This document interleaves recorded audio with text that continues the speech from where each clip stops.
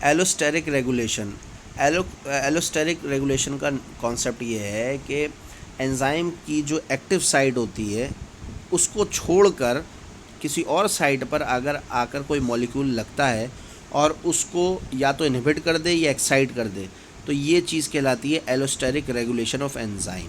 اچھا, اس کا فائدہ یہ ہے کہ ایکٹیو سائٹ فرض کریں اویلیبل نہیں ہے اور انزائم کو ایکٹیو کرنا ہے, تو آنے والا مالیکیول جو افیکٹر ہے وہ ایکسائٹیٹری ان نیچر ہے, تو یہ جا کر انزائم کی دوسرے حصے پر لگ جاتا ہے اور انزائم کو ایکٹیویٹ کر دیتا ہے. یہ اچھی بات ہے, اس سے کیا ہوتا ہے کہ انزائم اپنا کام تو کرتا رہتا ہے نا, تو اس طریقے سے معاملات چلتے رہتے ہیں.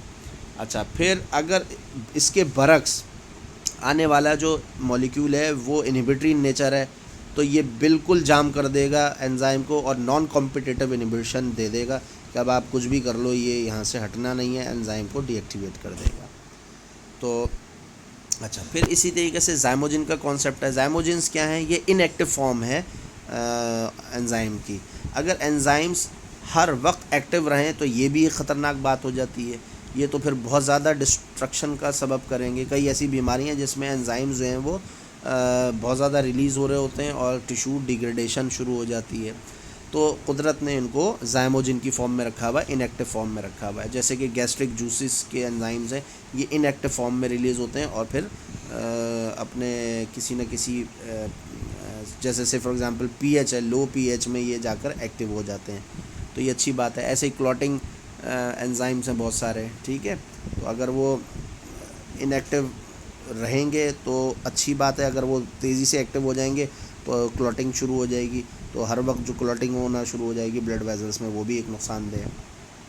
زائموجنس کی ایگزامپلس دیکھتے ہیں اور ان کی ایکٹیو فارمز دیکھتے ہیں. پیپسینوجن ہے, یہ پیپسن کی ان ایکٹیو فارم ہے. اب پیپسن پروٹیولیٹک انزائم ہے اور یہ ریلیز ہوتا ہے ان ایکٹیو فارم میں. جیسے ہی اس کو ایچ سی ایل ملتا ہے نا میدے کے اندر, یہ ایکٹیو ہو جاتا ہے. تو یہ بڑی اچھی بات ہے کہ اس کو ایکٹیو کرنے کے لیے ایچ سی ایل کی ریکوائرمنٹ کمپلسری ہو گئی, ٹھیک ہے. اگر ایچ سی ایل ریلیز نہیں ہوگا تو یہ بھی ایکٹیو نہیں ہوگا یا کم ایکٹیو ہوگا.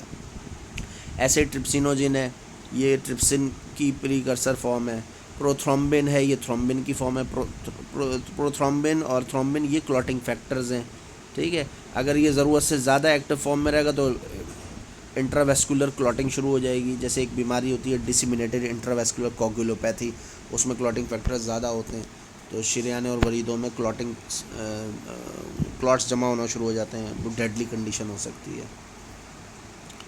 اچھا, پھر لیکٹوز انٹالرنس کا تھوڑا سا ذکر کر لیتے ہیں. لیکٹوز انٹالرنس سے مراد یہ کہ لیکٹوز کو ڈائجسٹ کرنے والا انزائم لیکٹیز یہ قدرتی طور پہ نہیں ہوتا.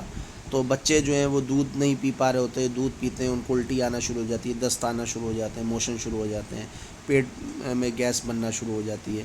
وہ لیکٹیز انٹالرنس کی کنڈیشن ہوتی ہے اور اس میں لیکٹوز جو ہے وہ آنتوں میں موجود ہوتا ہے. لیکٹوز جو ہے وہ پانی کو کھینچ لیتا ہے انٹسٹائنلس ٹیشوز میں سے اور ڈائریا کریٹ کرتا ہے.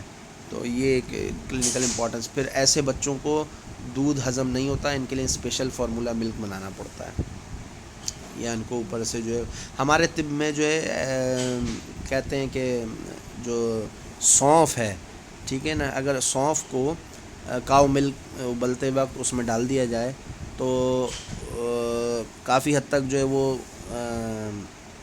ڈائجسٹ ہو جاتا ہے دودھ, اور بچوں کو وہ دودھ پلایا جا سکتا ہے جو یہ سونف کے ساتھ ابالا جائے, بادیان کی جسے کہتے ہیں. تو لیکٹوز انٹالرنس کا ایک علاج ہمارے طب میں یہ بھی ہے. ادروائز اگر اس سے بھی فائدہ نہ ہو رہا ہو تو پھر جو لیکٹوز فری ملک بنائے گئے ہیں فارمولا ملک, ان کا استعمال کرنا ہوتا ہے. Thank you very much.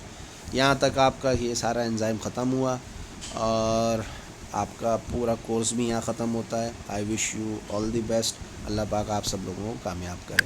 کوئی پرابلم ہو, کوئی کوئری ہو تو ضرور پوچھیے گا, ٹھیک. السلام علیکم.